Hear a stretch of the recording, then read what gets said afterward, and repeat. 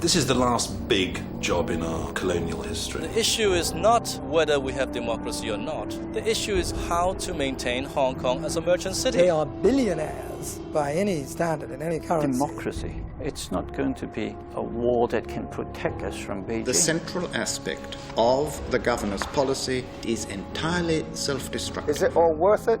No. There are more and more people are anti-patent today. What I have to leave behind is a system which meets the promises that have been made to people in Hong Kong. I don't know whether I can ever stand up and say, I'm a citizen of the People's Republic of China. I don't give a shit what happened in China. This is my home.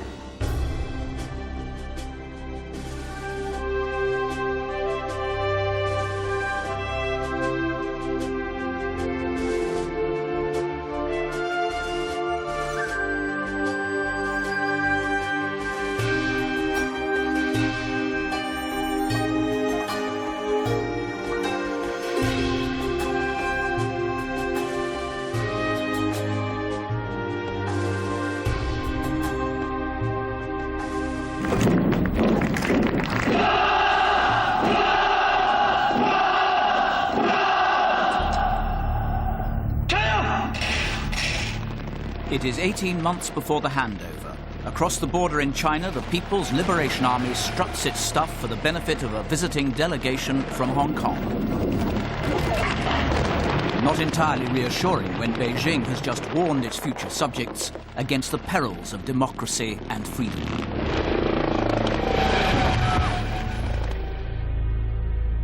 Martin Lee is Hong Kong's leading Democrat. China regards him as subversive. To a lot of people in Hong Kong, this is our last-ditch battle. Stand now to sing the hymn now. Thank you all our God. We have lost on the legislature because this legislature will be replaced by a provisional one, and now it's human rights. And human rights is the most important thing to every person in Hong Kong, rich or poor.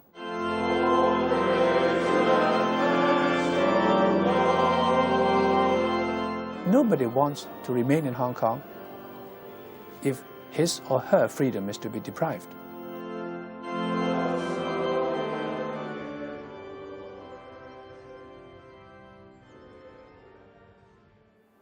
Right, this afternoon. What's the latest? Human rights was now at the top of the agenda in Government House. In news terms, the big interest is going to be what you have got to say on the Bill of Rights issue. Drag it back to the main issue, which is the PwC proposal.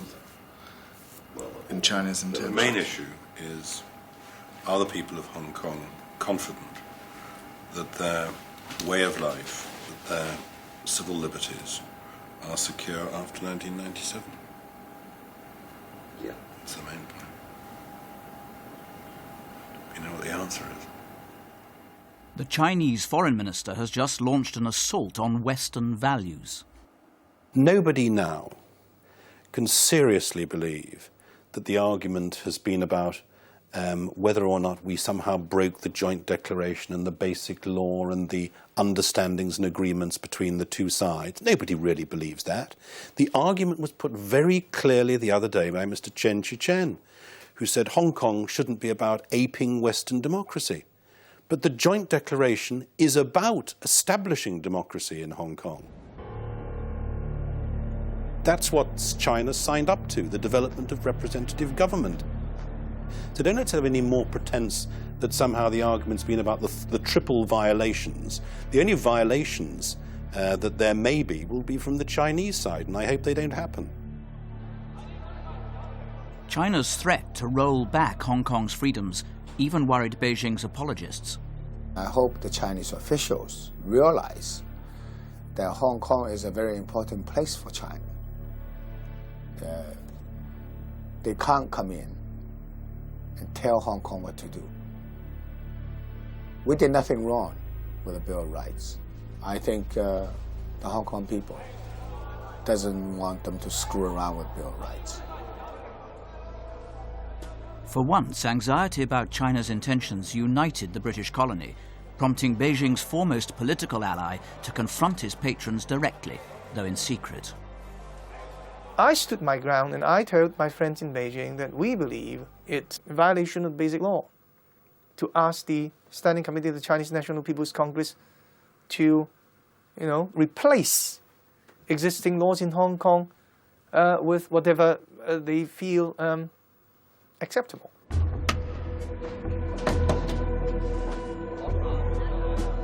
With the deadline at hand, there was a rush for UK passports, even though they gave no right of abode in Britain. We, the Chinese people, should be looking forward with joy to the glorious day of reunification with China, the 1st of July 1997. But look at these Chinese nationals, people who have come to Hong Kong from China, queuing up in the dying days of the British Empire for a pretty useless British passport issued in Hong Kong. I think tells a lot. On his first visit to Hong Kong, the Foreign Secretary came under fire. You said in your speech, you will discharge Britain's responsibilities towards Hong Kong fully and honorably. How can you do that if you abandon Britain's citizens to Chinese communist rule? This was an issue, I know, which was looked at very, very carefully. I want to be frank with you. I do not see the basis on which that policy is going to be reopened. There is no pressure in the House of Commons from either government or opposition parties to do so, and therefore I do not believe it's going to happen. Do you not have a conscience? Do you not think it's disgraceful to hand these frightened people over to a regime from which they fled and to which the British have given them shelter for so many decades? Well, we all have consciences, and we're all seeking to do the best we can in what are very difficult circumstances. A cross-party delegation from the colony hurried to London to lobby Westminster. It sounds as if you had some exercise. We did. Well, Please, they said, more British passports and visa-free access for all.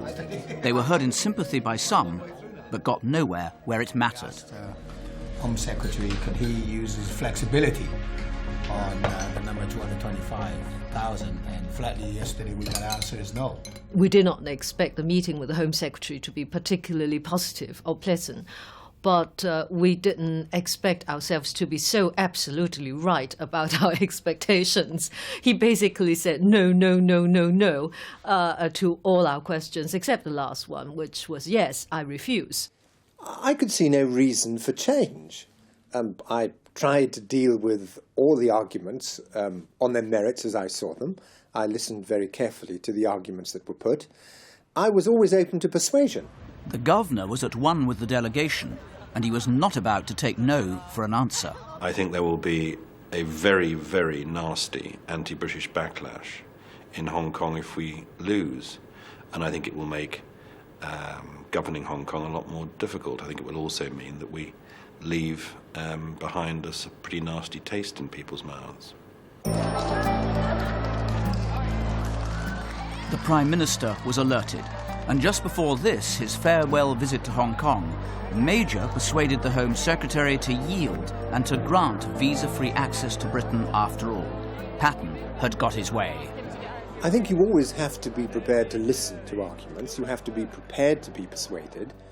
And in the end, I came to the conclusion that there was some political advantage in making the change, and that the disadvantage in terms of future immigration control was manageable. On the day the news was announced, Major was treated like a conquering hero, except, that is, by one section of the community. Like 5,000 others in the ethnic minorities, the Harry Leelas had very little to celebrate. I don't have a British passport. My younger, yeah. She was born in Hong Kong, lived in Hong Kong. I was born here, studied here, lived here all my life, and you don't have a British passport. And his son don't have also. Yeah. Okay. We feel we've been abandoned. We do feel that way. At least I know I do. Patten lobbied harder than ever to secure British passports for them, but the Home Secretary again said no. He says that he thinks we've gone as far as we should go, and he is adamant that the government shouldn't go any further. You have to remember that this was a question that had been very carefully debated in 1990, at the time the original legislation had gone through Parliament. And a considered judgment had been reached, that full citizenship should not be granted to the ethnic minorities in Hong Kong. And I thought that if that was to be reopened with new legislation and all the risks that that involved of reopening the whole question of immigration from Hong Kong, you had to establish that something had changed quite significantly since 1990. And it wasn't easy to identify what important change there had been. And what do you think of that response? I think that come the 30th of June next year, it's inconceivable that we can be in that position. When the Falkland Islands were invaded, Britain ran there immediately. And here we are, just a handful of people stranded out here. It kind of makes you feel like, probably we're not white. She is trapped between the explicitly racist nature of Chinese nationality policy and the British Home Office, and precisely how you describe the British Home Office's attitude on these matters, and precisely how you compare it with Chinese nationality law, I leave to you. I don't know what was in Chris Patten's mind when he said that, but there's no justification for that whatever, because we had always made it clear, and the Prime Minister made it crystal clear when he went to Hong Kong, that if the ethnic minorities came under any pressure to leave Hong Kong, they would be admitted to Britain. And that was clear from the word go. It was made clearer when the Prime Minister went to Hong Kong. And so I don't think there is any basis whatever for suggesting, if this is the suggestion, and it's what you've put to me, that there was anything racist at all in the Home Office view. Patten was not prepared to leave it at that. To do so, he thought, would be unwise and dishonourable. I think it would be regarded by a lot of people around the world as pretty shameful. And to you personally too? Yes, because I think it will be something of a failure on my part if I don't get a better deal for them. The governor was also at odds with Whitehall on another front. Britain's overall relations with China had marginally improved, and one or two officials at the Foreign Office had put it about that this was because Patten had been sidelined. It was irritating, but I tell you why it was most irritating. Not really because it bruised my ego, though it would be dishonest in the extreme to pretend that occasionally that sort of thing doesn't piss one off in a fairly substantial way.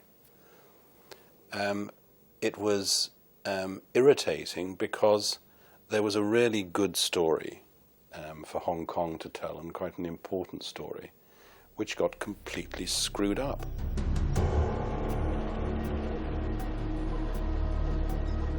That story was that British trade with China was flourishing and Hong Kong was booming, despite the row over freedom and democracy. So what happens? Instead of that being the story which spins out, it's as though the New China News Agency were running the Foreign Affairs News Department. The story that spins out is that we've managed to do all these deals with China because we've bypassed Hong Kong, and clever old Foreign Office in London has done it all. With just over a year to go, a site is chosen for a grand farewell. Much detailed preparation. Okay, Government House, Kim, and the handover. Start with crests. We want to be in a position in which the crests can, all these things, can be removed at the last moment, as it were, on the 30th of June. The main gates, they're not actually welded on, so that they should be fairly easy to remove. I see these now in the middle of my gates at Dungovernin when I... Presumably things like pictures are mine, are they? If they're signed to you, then yes. We still don't know what they're going to do with the house, do we? Are they likely to turn it into a museum of British atrocities? The governor's conflict with China had turned even the handover ceremony into a battleground. First of all, they wanted to have a ceremony in the city hall. We would, as it were, sign a piece of paper saying, here's Hong Kong, we're sorry we've been here. There'd be a glass of warm asti spumante. A flag would go down and a flag would rise. I'm not going to connive at us leaving Hong Kong with our tail between our legs in a sort of hole-in-the-corner way. It's not on. On a trip to America, the governor let slip his frustration with Hong Kong's tycoons, especially those who attacked him for standing up for freedom, but who also had British passports in case China turned nasty. On his return, they organised a reception for him. The governor was unimpressed. I would be dishonest if I didn't say that it does sometimes make me extremely angry. It's so devious and dishonest, and it's so deeply dishonourable as far as the people of Hong Kong are concerned. Patten never spoke so bluntly in public, but Beijing's allies were clearly affronted. We business people in Hong Kong are for Hong Kong, and it is because of us that Hong Kong has prosperity. Obviously, whatever we do will automatically be in the interest of Hong Kong. Whereas Governor Patten, who's leaving in a year, and he hardly knows anything about Hong Kong before he came to Hong Kong. The tycoons wrote an open letter to the Prime Minister demanding an apology. Major gave them short shrift. Well, you know, the chambers have met this afternoon, James Teen and Henry Tang, and they've said that, you know, in response to the Prime Minister's letter, that it wasn't really adequate, and they want the governor to write a letter to Newsweek. One of the things they all say is, we want you to know, really understand this, we're not against democracy, we are not against human rights, not against the rule of law, not against standing up for Hong Kong's autonomy. You know, you've just got to do it in ways that aren't so provocative to China. So you say, okay, take the Bill of Rights. I mean, do you think it's a good idea for the Chinese to gut it in 1997? Oh, well, you know, I'm not entirely sure about that, but, you know, sure, even if it's slightly changed, it won't make all that much difference to Hong Kong. I mean, there is never, ever a trench that they'll fight in. Ever. Anyway, it meant it was another sort of balls-aching week after the fortnight of activity in Washington. But this job will never be entirely predictable. I think I should say that both the Prime Minister and the Governor have made our position perfectly clear on this issue. We've got nothing to add. We think it's time to draw a line under this unfortunate issue. Yeah. Well, I wouldn't say the last bit in cooperation with the business community. Bugger them. What do you think of this bread? Not quite enough salt. It's their first effort too. Oh, it's rather nice. Mm. You think that's enough salt? You've been on a diet. Yeah. The first day was cabbage soup and fruit. The second day was cabbage soup and vegetables. The third day was cabbage soup and fruit and vegetables. You had a baked potato once. That's vegetables. The fourth day was cabbage soup and bananas. And I'm never going to get to the fourth day again. Cabbage soup and bananas, yuck. What was the purpose? What was the purpose of these? To introduce a little more discipline into my life. But having drunk so much cabbage soup, I now understand Central European history. 12 months to go, and the Deputy Prime Minister arrives from Beijing to offer reassurance about China's intentions. It makes no sense at all for China to undermine the success of Hong Kong, as Premier Li Peng put to me during the course of our discussions. There is an interwoven relationship between the two economies. And as the President himself said to me this morning, quite rightly so, one of the great challenges for China is to raise the living standards of her people and to fulfill the the body language of everybody concerned was actually probably as entertaining as the Deputy Prime Minister's performance. Certainly the Hong Kong-based British foreign correspondents didn't think much of it at all. I'm afraid the simple result of that is going to be some headlines that are simply going to talk about not just a cigarette paper between the Governor and Mr Heseltine, but maybe a whole packet of cigarettes. Hong Kong's Democrats were furious. I was not fortunate enough to actually meet Mr Heseltine face to face, but I'm really quite tired of having these British politicians coming to Hong Kong, not really caring, not being well briefed, and being extremely pompous. I don't know whether it's the special relationship we have with Britain being a colony, that they come here very patronising, telling you what to do and what the situation is and so on. It's absolutely ridiculous. Wish you stay at home. Don't come anymore. I have to say that I was very astonished that at this day and age, someone who is in such a senior position in the British government could come and tell us, what are you worried about? There's nothing to worry about, because clearly it is not, again, not in China's interest, not in Britain's interest, and not in Hong Kong's interest to wreck the future. I mean, we've gone past all that. It seems totally astonishing and, if I may say so, quite insensitive, because we are worried stiff. The Apple Daily was doing better than ever, but Jimmy Lai was anxious to move on and out. Only one thing held him back. I've got to stay there, I know, because for the moral obligations, I can't leave my media group and not carrying them through 1997. The reason for wanting to go was his family. Their flat had been burgled and Jimmy had been beaten up. Hong Kong no longer seemed like home. They feared it would get worse. I would say that sometimes I really want to leave Hong Kong and go to a very peaceful place that we can raise our children in a peaceful environment. Then I know that Jimmy has a big responsibility in the community in Hong Kong. People do look up at him, and we can't just leave this place. If I leave the media business before 1997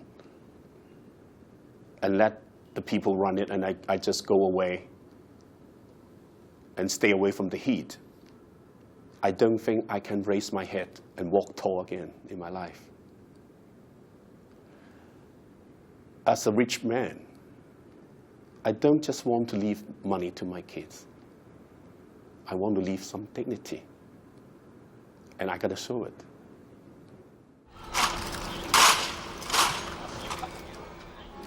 What are you studying? I'm right now studying in the Open Learning Institute of Hong Kong. What are you studying to become? Social science degree, sir. Well done. Well, good luck. Thank you, sir. Thank you very much indeed for everything you've done for Hong Kong. Thank you, sir. As their commander-in-chief, Patten had to oversee the demise of Hong Kong's armed forces, accompanied here by the regiment's equerry for the day, Captain Lam. Oh, sorry. Well done, sir. I follow your base.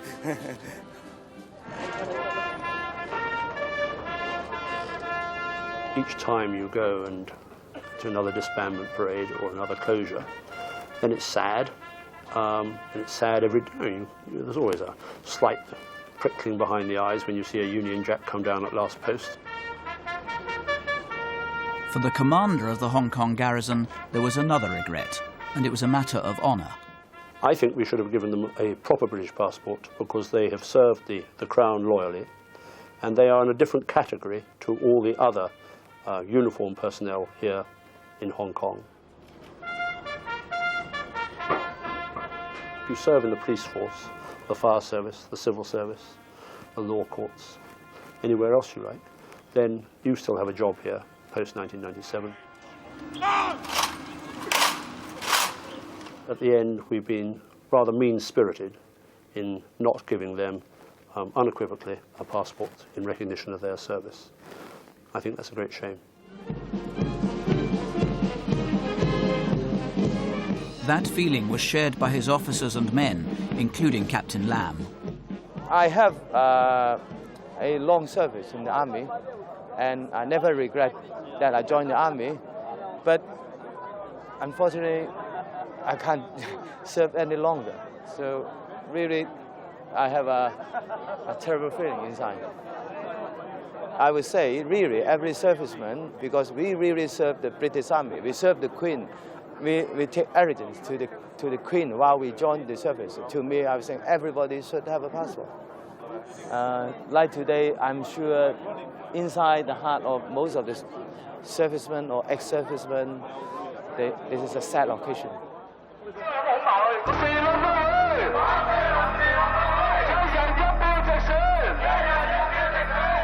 6 months to go, and there's a demonstration outside the convention centre where Chinese leaders are to preside over the selection of Chris Patten's successor. This is a very important day for Hong Kong. It's the first time in our history that we get to elect our own chief executive. And I have no doubt in my mind that China will give their approval and agreement and will appoint CH as the first chief executive for the Hong Kong Special Administrative Region. The choice of CH Tung as chief executive did indeed seem to be a foregone conclusion, despite the elaborate theatre designed to suggest otherwise. Hong Kong people have absolutely no choice in the selection of the chief executive. Everybody knows the final decision will be made by China, and I believe the decision has already been made. So did everyone else. Some months earlier, they had seen the Chinese president make a beeline for CH, as if to anoint him for the job. Nonetheless, there were officially 3 candidates, and there was a scoreboard, as well as 400 electors hand-picked by China to ensure the right result. The atmosphere was not exactly charged with suspense. Definitely how all of the people feel about it, isn't it? Do we have a sweepstake? Yeah, we should. Well, I'll go for the 318 as that came from NCNA. In Government House, ribaldry held sway. Martin? Okay, 324. That's the Tung. Yeah, the winning candidate.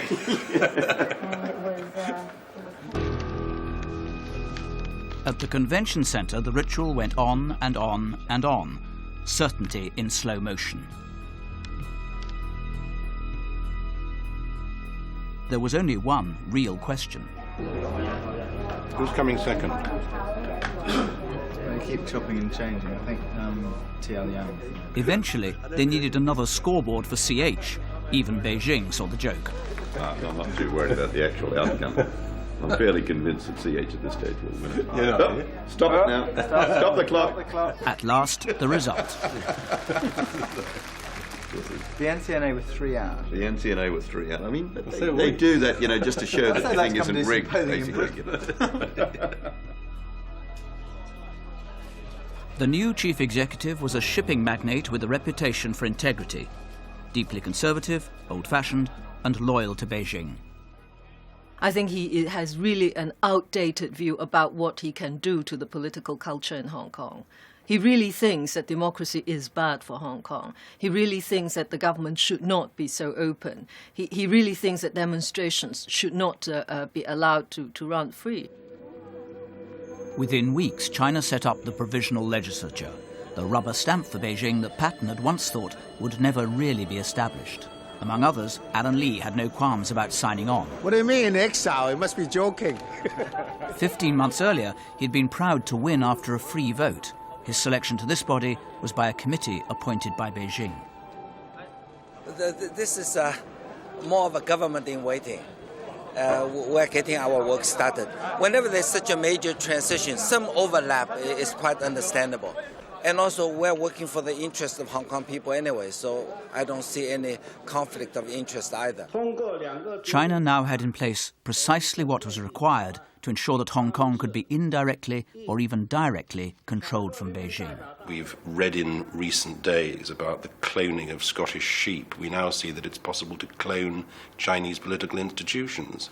And this body meeting in Shenzhen periodically is exactly the sort of body which the Chinese would have been happy for me to have set up and taken the flak for setting up. This fact embarrassed one of Beijing's favourite sons, who in private was remarkably candid. Of course, the provisional legislature is not democratically elected. But, well, that's all beside the point. As the chairman of the DAB, chairman of the very often called the biggest pro-China party in Hong Kong, you must support the establishment of the provisional legislature. It is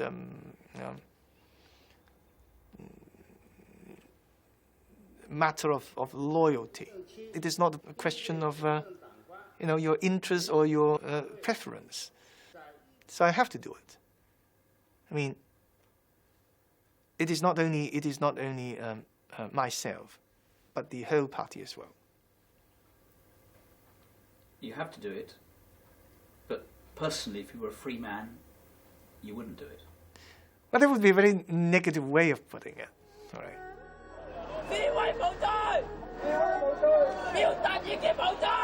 Confidence in the new chief executive soon plummeted. Well, Big Brother is already here and in control. Beijing clearly wants this provisional legislature to do the dirty work for them by enacting repressive laws to enable the future government to suppress human rights in Hong Kong. And these laws all had to do, so far, with the freedom of expression, freedom of the press and freedom of assembly, of demonstration. I doubt if our administration, our government here is going to impose certain unreasonable restrictions on people's freedom of speech.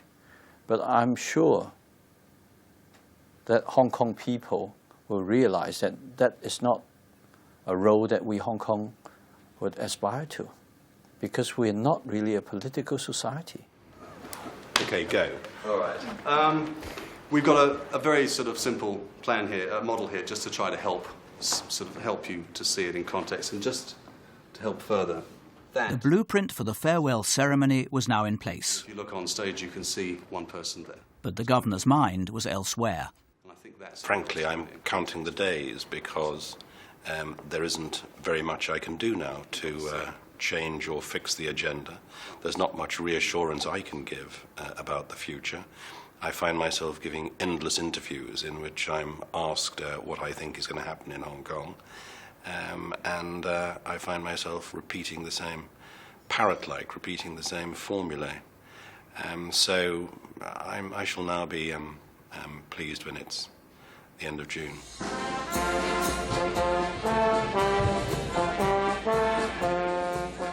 Others were already on the way out. A troop of expatriate civil servants departed by sea, leaving behind uncertainty as well as sadness. Would their successors be free to stand firm for the rule of law and against corruption, free to keep Beijing at bay? One of the governor's closest advisors, his press secretary for the first 3 years, was very far from optimistic. You know, someone said on Chris's first day to him, I think it might have been you, this is the great story because it's the last British colony handed over to the last nasty communist last regime on earth. Well, that's not a very nice thing to be part of. What's there to celebrate? That's my point. But I can't say that. It's not fair to Chris. Because he tries very hard to believe that it might work. In reality, he knows bloody well that it won't.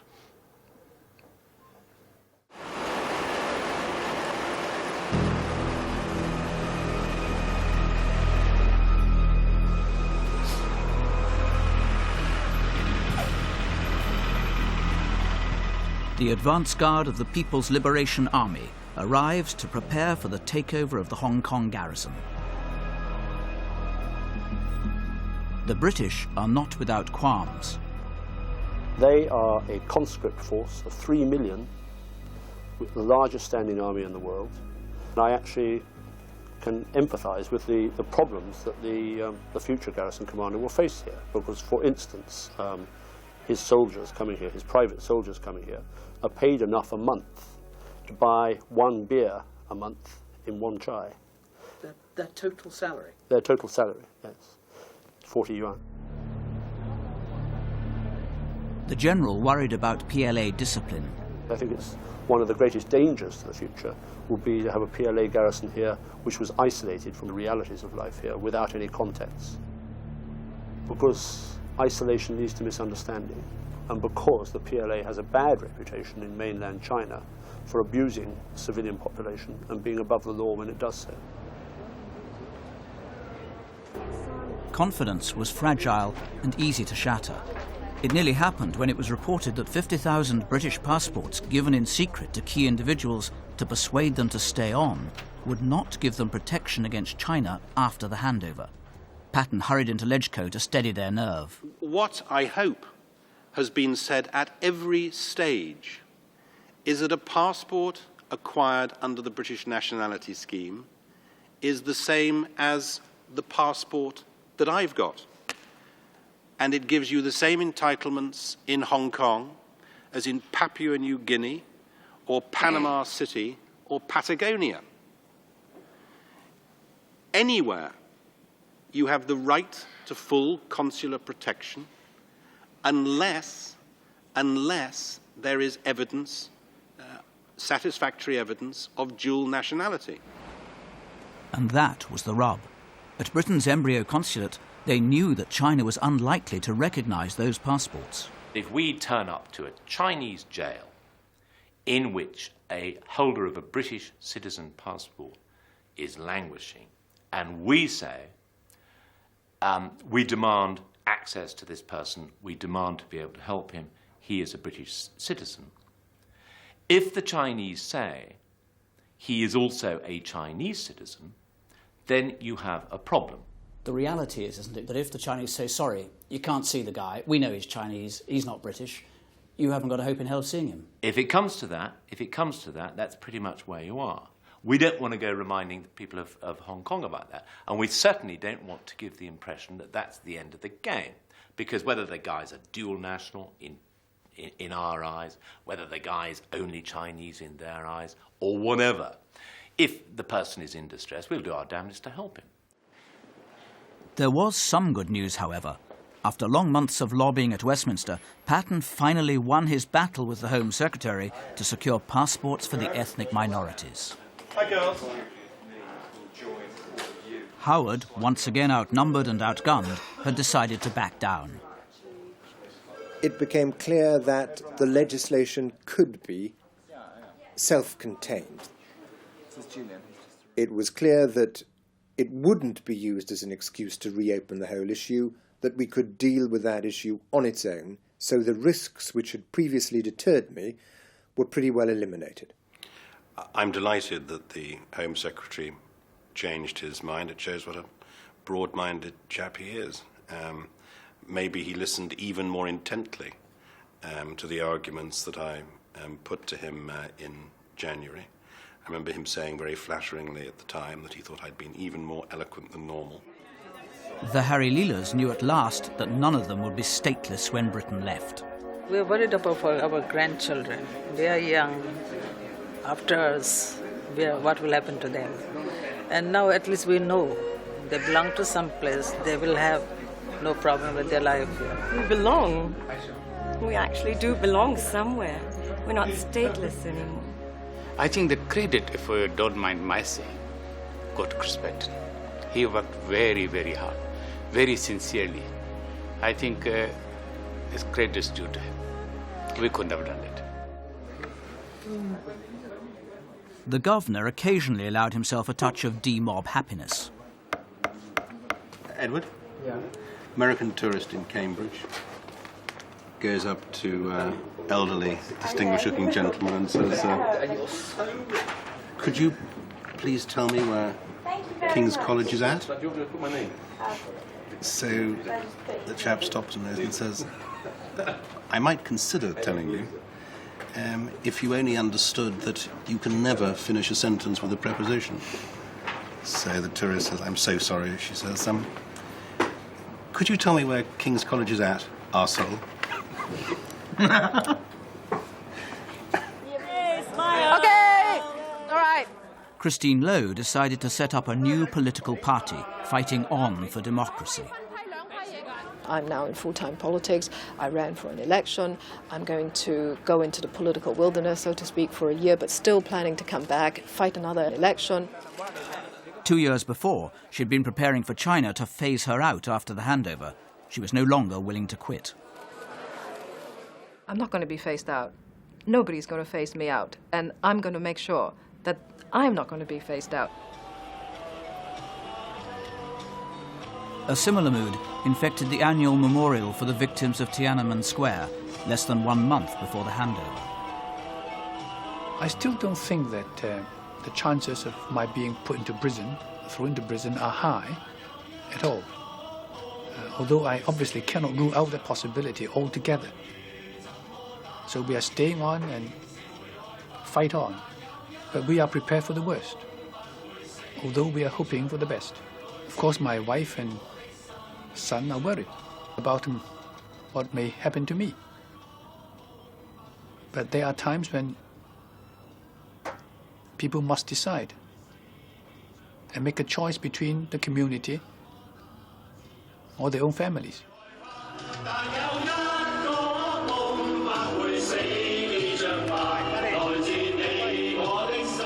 The worry was that a noose would soon be placed around freedom's neck, throttling protest against Beijing or about Tibet or Taiwan, all in the name of patriotism.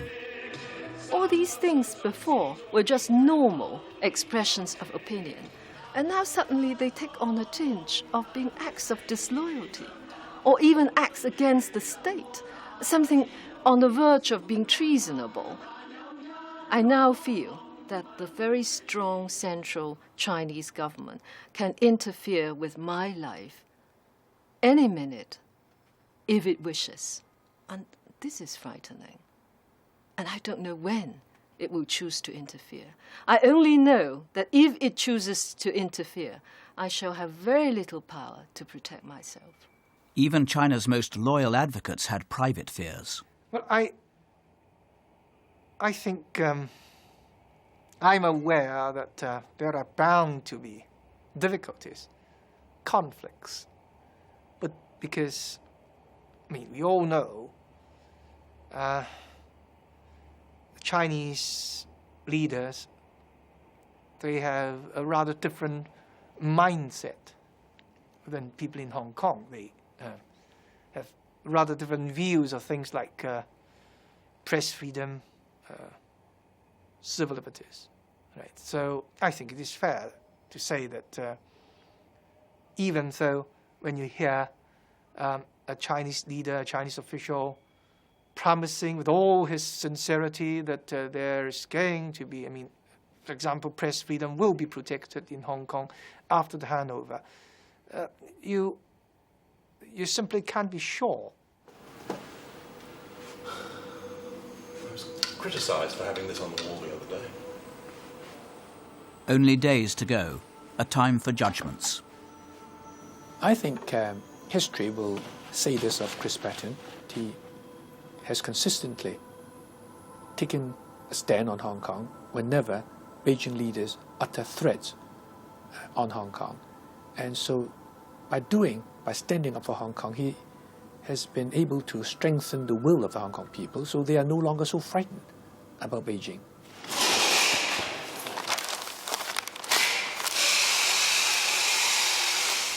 Kate? Hi, Kate. He failed in the most critical part of his responsibility, which is provide a smooth transition.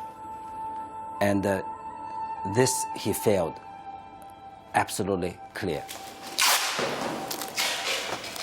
Alice, A-level exam this afternoon. She was 12 when we came. People will remember Mr. Patten as a China fighter, and that's about all. And he has no other achievements.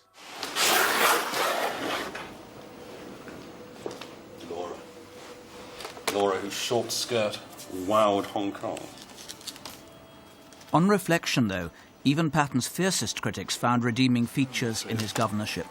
Governor Patten did make a very big contribution to the community. That is, he changed the relationship between the government and the people of Hong Kong. in a very fundamental, lasting way. And he actually did it single-handedly. These are tapes of my coronary angiogram and angioplasty. So if you want a close-up of me being operated on. On closer inspection, indeed, even a China fighter was not quite beyond the pale. He has introduced to Hong Kong an open government. And I think, it's not a game. I mean, I think it is something that Chris Patten introduced to Hong Kong, which will be long-lasting, which will be long remembered. I have assumed the administration of this government, 9th July 1992. People have been very kind personally to me. I think they believe that I've stood up for them as much as I can. I hope that's true. I think even some people who disagree with me and think that I haven't tried sufficiently to understand the cast of mind of a member of the Chinese Communist Party. I think even some of those who would prefer a quiet life to a noisy life think that I did my best. And I think they've been excessively generous.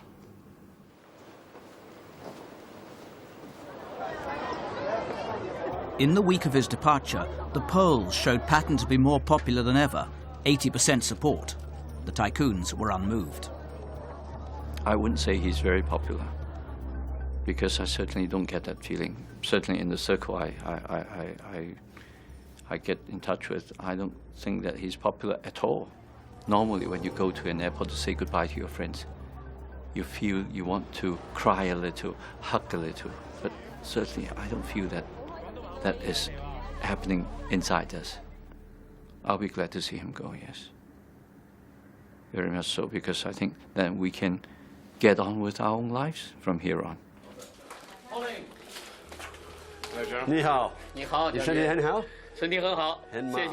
In the last days, there was a meeting between the British general and his Chinese counterpart.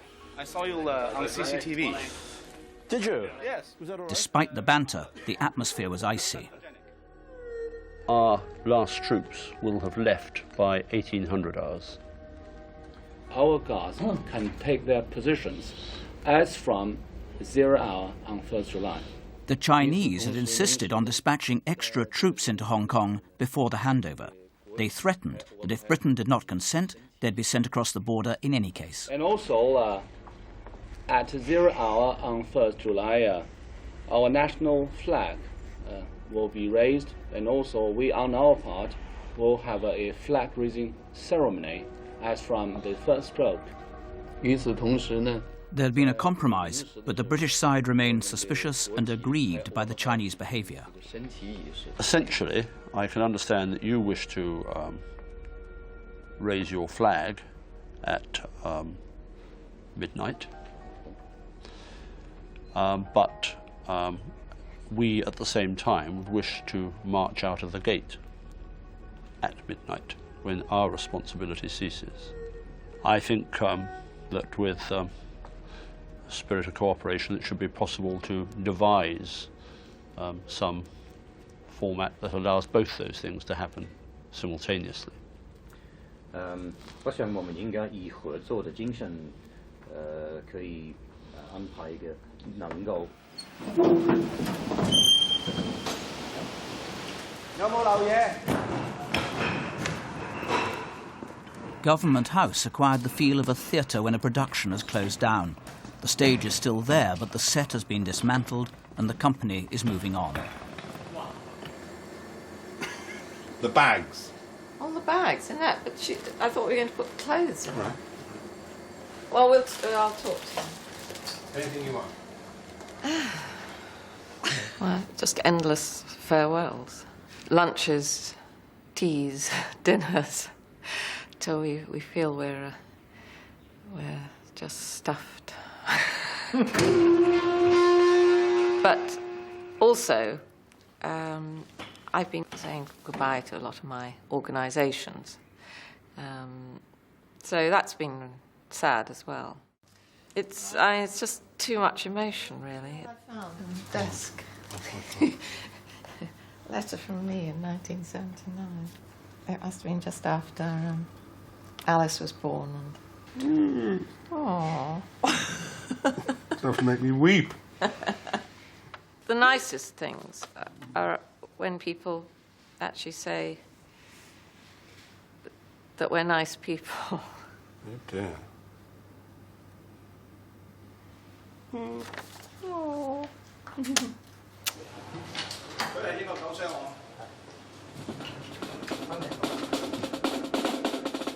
The royal yacht arrived on cue. There were the Royal Marines and His Royal Highness. Everyone who's anyone was invited aboard, and they all came, the supporters, the opponents, and those who had tried to keep a foot in both camps at once. To receive the honour of knighthood and to be a Knight Commander, Dr. Gordon Wu Ying Sheng. There was a final investiture. I'm Hong Kong born here, and I'll stay here, although the British government has given me a British passport. But I tell you, I don't care particularly for fish and chips. I'll stay in Hong Kong, and there's never in my mind that I want to leave Hong Kong. Hell no. Come hell or high water, I will stay. The class of '97, Norris Lam is now a graduate, and she's landed a plum job in a major bank. At least enough for my family to start to buy a house. Right now, still we are living in public housing, and after graduate, at least I have enough money for 20 years, such kind of loan for mortgage. So you're going to take out a mortgage to help your parents buy a house? Yeah, sure. The Ung family had hardly changed. He's a refuse collector, she's a seamstress, still cheerful, still resigned. 冇乜辦法㗎喎，因為我哋又唔係啲咩人，就算你點講，佢都唔會改變事實㗎啦。始終會有少少嘅，唔係咁高興咯。但係你要講，你都冇乜作用啊！我哋嘅力量係太細啦，你話俾佢聽，即係冇咩人可以幫到我哋咯，係咪先？ There are many collectors who shift out part of their collections so that they can adopt a wait-and-see attitude. Which was precisely Grace Wu's approach. I feel people should have a right to say what they want, freedom of speech, freedom of thought, and freedom of expression. And if that were removed... I will leave. Dick Lee is now a deputy commissioner, and he intends to stay, with one proviso. I'm a professional policeman. My job is to enforce laws in Hong Kong. If I'm not happy with the system, if I'm not happy with the legislation in Hong Kong, then I'll consider giving up my job as a policeman, because that is against my principle. I just ordered the fastest motorcycle ever made by mankind, and this motorcycle is coming next week. I'm looking forward to that. I think it's a shame, to have your country colonized and to be a colonial subject. But I never had this sense of shame, just because I have been too proud being a free man living in this colony. I've been blessed with such a wonderful life. So long, the British. May God bless you.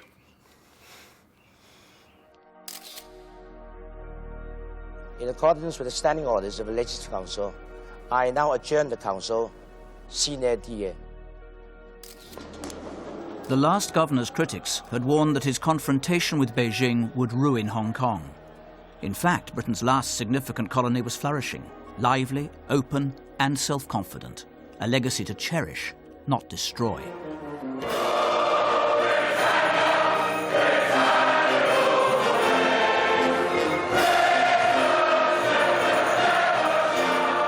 I feel emotionally very much on the edge,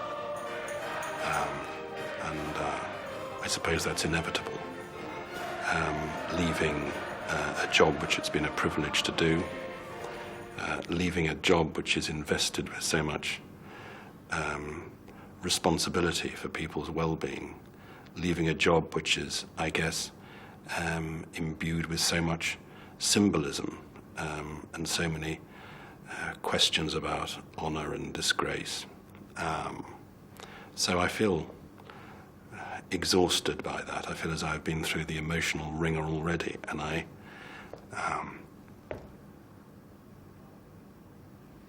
contemplate next Monday.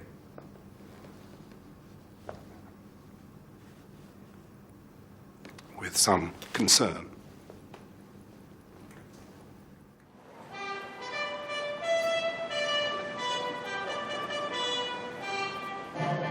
I've been waiting for this a long, long time. Unlike the younger generation in Hong Kong, who grew up in the 70s and 80s, I lived through times when the very high-handed colonial nature of the British rule in Hong Kong was much more obvious. I wanted to see the end of colonial rule. You know, it is a very gratifying feeling, right? Becoming masters of your own house.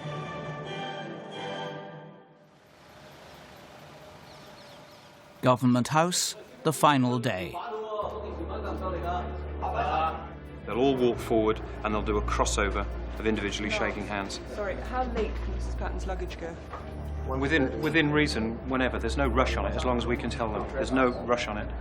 The last thing is, as the Governor and HRH move across to say farewell to the official Chinese delegation, I'll scoop up the remainder of the Pattens, take them on board, get them out of the way. Then the last thing is HRH and the Governor get on board, turn around, wave, and we go. Can you check that all the other silver trays that have ER on them? Just before it's all over, there are the last pieces of legislation requiring the Governor's final assent. To provide for the keeping, regulation and control of dogs and cats, and for related matters. It's a pity we couldn't legislate in Hong Kong for the quarantine regulations in Great Britain. No, I don't like this one. Stop.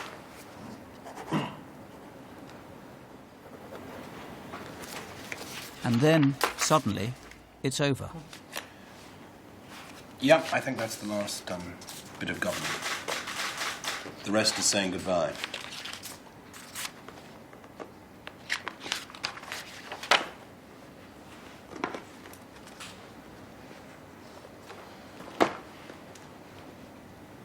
Lunchtime, sir.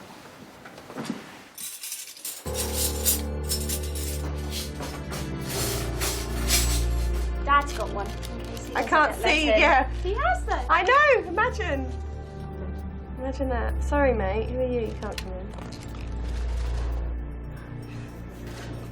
Right, tell him what you've said. I've said to the best chief steward in the world.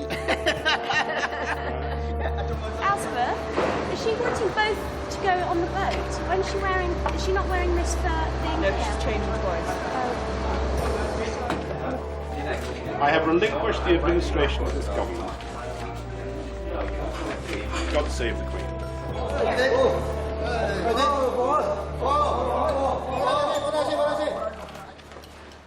On June the 30th, 1997, Chris Patten left Government House for the last time, certain of one thing, that to stand up for Hong Kong by standing up to China had not been a mistake.